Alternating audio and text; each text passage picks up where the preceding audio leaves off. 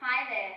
Today I'm giving you some tips on how to encourage your spine into some safe and supportive back bending to help counteract these modern day lives spent in this horrible flexed spine position all day long. So as you'll see in front of me here, I have my beautiful demonstration model. He's going to listen to everything I say to help show you how to bend your spine in the opposite direction. You won't need anything in order to be able to do this exercise. Just a comfortable place where you can lie down on your belly, on your front. However, you will see me later on bring in a yoga block. If you happen to like the feedback that a prop provides and you do not have a yoga block handy, you could use a folded up towel or your favorite book, as long as it's not the Encyclopedia Britannica. So the exercise that we're going to set up for today is called Swan in the Pilates world. Starting with your hands, palms flat on the mat right beside your ribs, tuck them in nice and close to your ribs. Your elbows are reaching back behind you. Your shoulder tips are pulling apart to widen across the chest. Now that the upper body is set up for success, let's set up the lower body to support that success.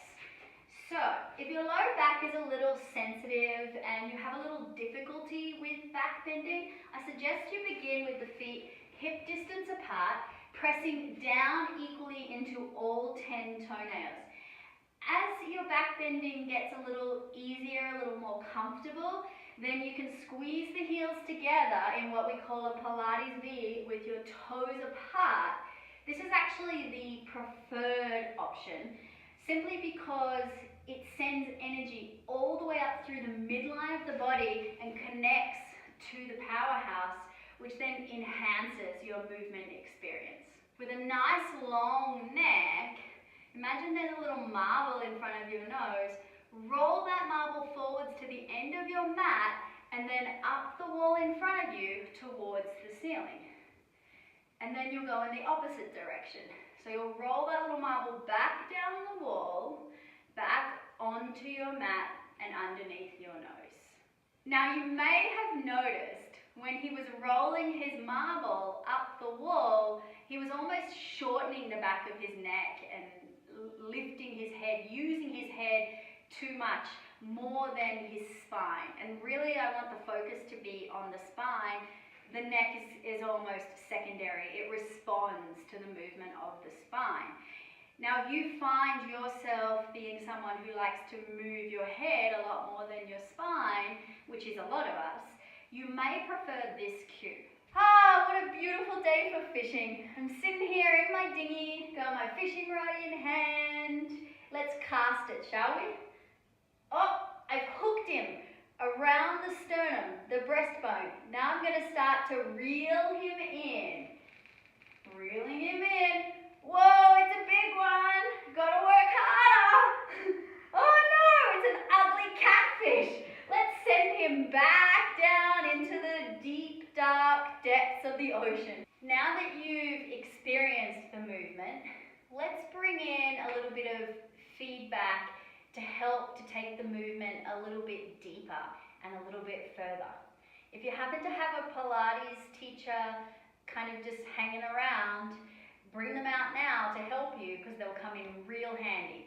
If not, just use your imagination. Okay, so I'm placing my hand right at the crown of his head, right at the very top. And as he lifts up into his back bend, I want him to continue to reach into my hand, ideally maintaining the length of his neck, so it's actually his back that's lifting him up into this position.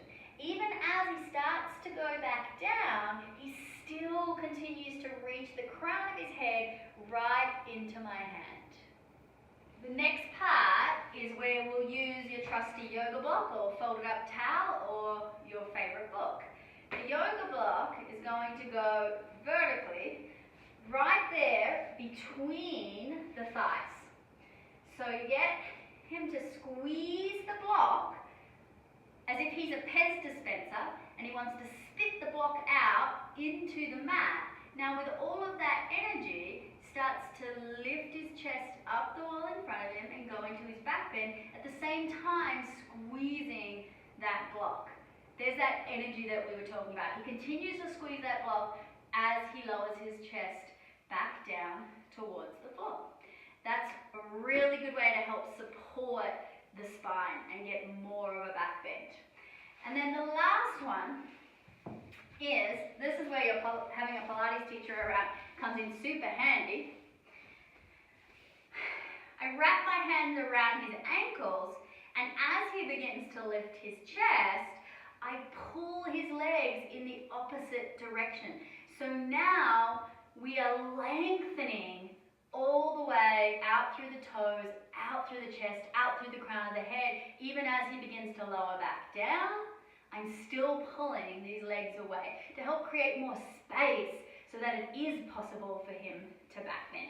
And so there you have it, just one simple back bending exercise that you could get so much more out of if you take the time to set yourself up for success and think about all these other options to help support the back bending. If you have any questions about this exercise or about Pilates in general, please don't hesitate to ask. Thank you. Enjoy and happy back bending.